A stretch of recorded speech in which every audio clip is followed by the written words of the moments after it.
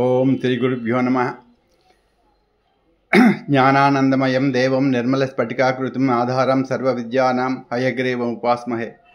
నారాయణ సమారంభం శంకరాచార్య మధ్యమం అస్మదాచార్య పర్యంతం వందే గురు పరంపరం. ఈరోజు ముక్కోటి ఏకాదశి అండి. అక్కడ శ్రీ మహావిష్ణువు వైకుంఠంలో ఆయన నిద్ర లేస్తారు. ముక్కోటి దేవతలు వచ్చి ఆయన సమక్షంలో ఆయన్ని స్తోత్రాలు చేస్తూ ఉంటారండి. ఇది ధనుర్మాసం. ఈ ధనుర్మాసంలో ఈ దేవతలకి ఈ మాసం అంతా కూడా బ్రహ్మీ ముహూర్తం వాళ్ళకి. అది అలాగే ఇప్పుడు ఇక్కడ ఈ ఏకాదశిలో ఏమిటంటే ముక్కోటి ఏకాదశిలో ముఖ్యంగా ఉపవాస దీక్ష చాలా గొప్పదంటారు. ఉపవాసం అంటే మనం భగవంతుడికి దగ్గరగా ఉండాలి. అది ఉండడం అంటే చెప్తారు మనకి 3 చాలా కష్టమైనవని.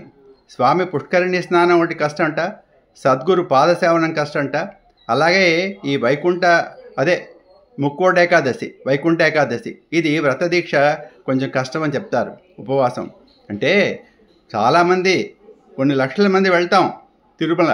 అయితే అక్కడ ఆ పుష్కరంలో స్నానం చేసేవాళ్ళు కొన్ని వందల మందే చేస్తారు. అలాగే మనకి సద్గురువు లభిస్తారు. ఆయనకి మన గురుదక్షిణ ఏదో సమర్పిస్తాం, విద్య నేర్చుకుంటాం. కానీ ఆయనకి పాదసేవ అంటే ఆ కాళ్ళు ఒత్తడం అనేది, ఆ సమీపానికి వెళ్ళి ఆయన దగ్గర కూర్చొని చేసేటటువంటిది చాలా తక్కువ మందే చేస్తారు. చాలా కష్టం అన్నారు కానీ చేయలేమనలేదు.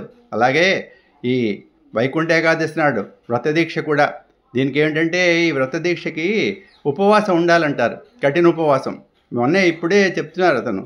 అయితే ఎవరు కోటేశ్వరరావు వారు ఇది సాధ్యం అంటే కొన్ని సాధ్యాలు కష్టం.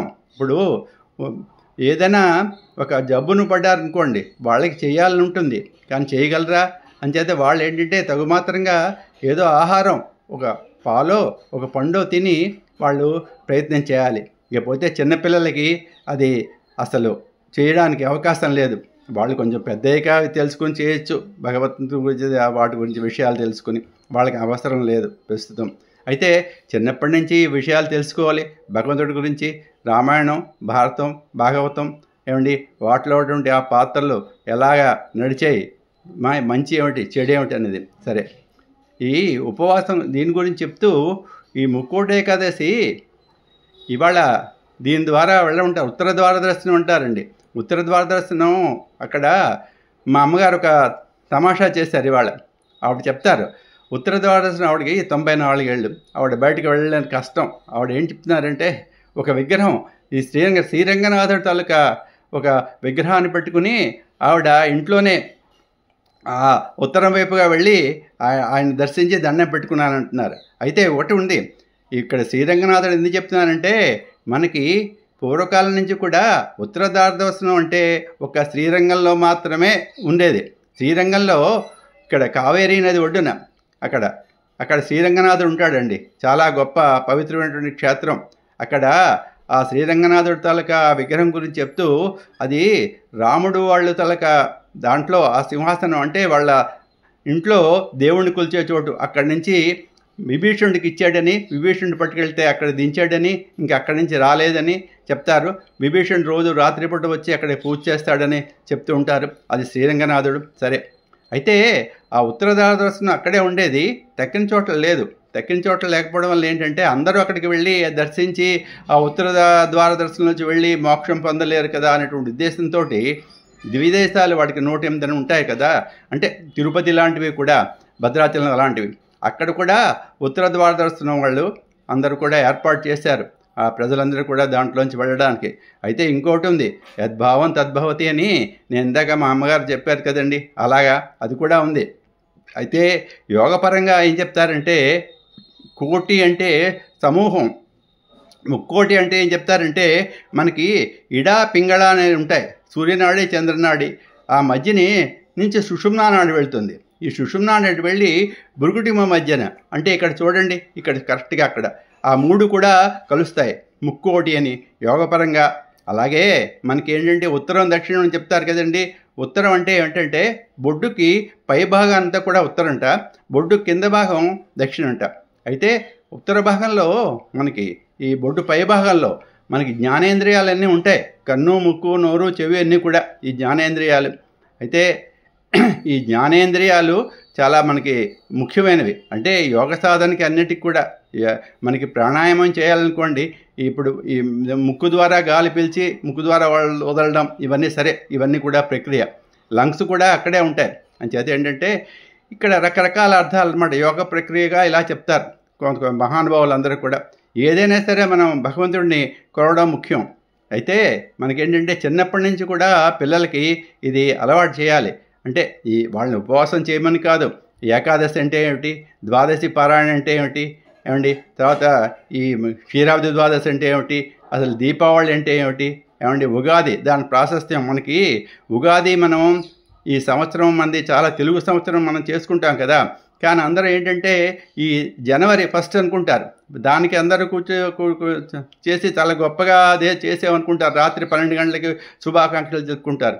అలా కాకుండా మనం ఉగాది నాడు అసలు పచ్చడి ప్రాశస్త్యం అసలు ఏమిటి, కాలం మార్పు ఖచ్చితంగా మనకు కనపడి తీరుతుంది. కాలం మార్పు ఇది ఈ ఉగాది నాడు. అదే ఇలాంటివన్నీ ఉంటాయి. అంచేత ఏంటంటే ముందు నుంచి కూడా మన పిల్లలందరికీ చెప్పాలి. అయితే ఈ ఉపవాసం అనేది ఏంటంటే మనకి ఎలా ఉంటుందంటే ఇది చివరికి ఉపయోగపడాలి. మనం దీన్ని అలవాటు చేయాలి. మనకి ఈ మధ్యన సైంటిస్టులు కూడా చెప్పారు, ఈ ఉపవాసం ఉంటే దీనివలన శరీరం ఎంతో ఆరోగ్యంగా ఉంటుంది, జబ్బులు పడదని చెప్పేసి వాళ్ళకి నోబెల్ ప్రైజ్ కూడా వచ్చారు. జబ్బుల బారిన పడకుండా ఉంటుంది దానికి. అంచేత ఏంటంటే మనం ఆ ఉపవాసం గురించి తెలుసుకోవాలి. ఉపవాసం ఉంటే మనం మన శరీరంలో ఉన్నటువంటి కొవ్వు, అంటే ఒక్కరోజు 18 గంటలుగా మాత్రం మనం ఉపవాసం ఏం తినకుండా ఉన్నట్టయితే శరీర భాగంలో ఉన్నటువంటి కొవ్వు కరుగుతుందని అది సైంటిఫిక్గా కూడా రుజువైందండి.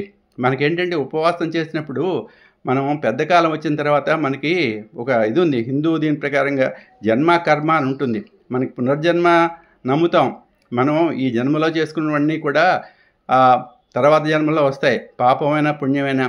అంచేతే ఏం చెప్తారంటే దానాలు ధర్మాలు, ఏమండి, వస్త్రదానం, అదే వాళ్ళకి ఏంటి అన్నదానం, విద్యాదానం ఇలాంటివి చేసుకుంటే మళ్ళీ మనకు వచ్చేటువంటి జన్మలో అవి డిపాజిట్ అన్నమాట. భగవంతుడు మనకి మళ్ళీ జన్మ వచ్చినప్పుడు ఆ జన్మలో మనకి భగవంతుడు అందజేస్తాడు. మనం భగవంతుడిని అది ఇవి కావాలి అవి కావాలని కోరితే మనకు ఉంటే కదా ఇస్తాడు, లేకపోతే అతను కూడా ఇవ్వడండి. అతను సమవర్తి. ఎప్పుడు కూడా అతను మనం చేసుకున్న దాన్ని బట్టే ఇస్తాడు అది భగవంతుడు. అంచేత మనం అలవాటు చేసుకోవాలి. తర్వాత ఈ శరీరాన్ని కూడా మనం ఏంటంటే అంతిమ చర్మదశ వచ్చింది అనుకోండి, అప్పుడు మనకి ఇంకా శక్తి ఉండదు, భగవంతుడిని కొలిచేటటువంటి ఇది కూడా ఉండదు. అంచేత మనం ఏం చేయాలి, ఇప్పటి నుంచే అలవాటు చేసుకోవాలి. ఇలా ఉపవాసాలే ఉన్నప్పుడు మనకి చర్మదశలో శక్తి ఏమి సన్నగిలినప్పుడు కూడా ఇప్పుడు చేసినటువంటి సాధన అప్పుడు చివర మనకి ఉపయోగపడుతుందండి. అప్పుడు అది చాలా గొప్ప విషయం. అప్పుడు ఉపయోగపడినప్పుడు మనకి ఆ భగవంతుడి నిరంతర ధ్యానాల్లో ఉంటాం కదా.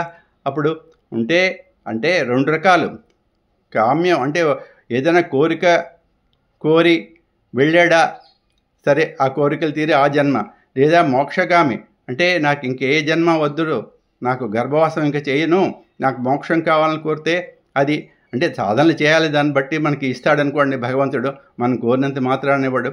అంటే ఉపవాసాలు ఉపయోగపడతాయి. అది నేను చెప్పేటటువంటి ముఖ్యంగా కూడా. అంచేది ఏంటంటే ఇవాళ వైకుంఠ ఏకాదశి అండి.